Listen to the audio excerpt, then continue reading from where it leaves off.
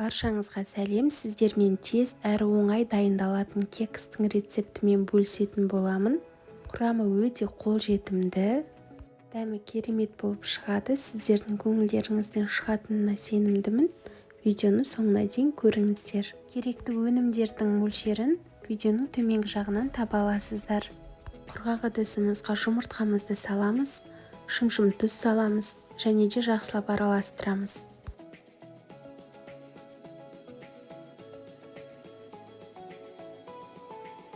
Кішкене көпіре бастағанда қантымызды салып, тағы да жақсылап араластырамыз.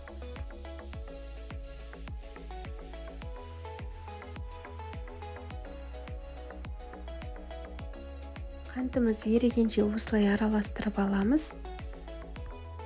Үстіне бөлме температурасындағы айранымызды құйып, сұйық майымызды құйып, және де йогурт қолдансаңыздар болады, бірақ бұны қосу маңызды емес. Ерекше дәм беру үшін мен қостым. Жақсылап біріккен масса шыққанша араластыратын боламыз.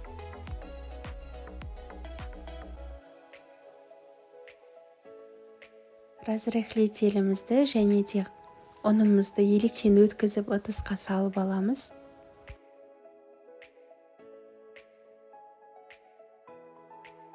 Және де қасықпен жақсылап араластырамыз.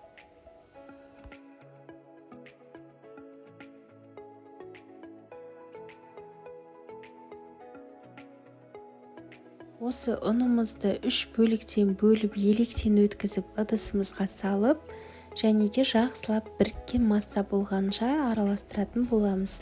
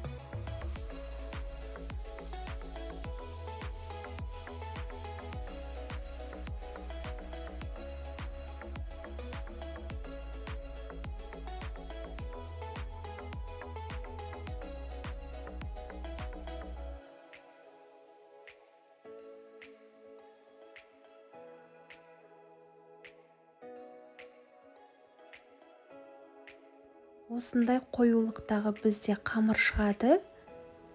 Лопатканы былай жүріп өткен кезде қамырдың бетінде із қалуы керек.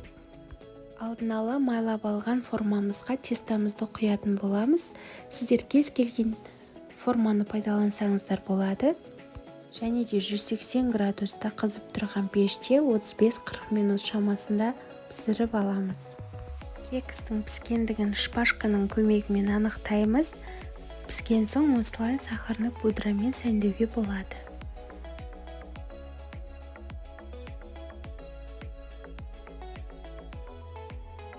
Кекс дайын болды. Сіздерге арасын кесіп көрсететін боламын.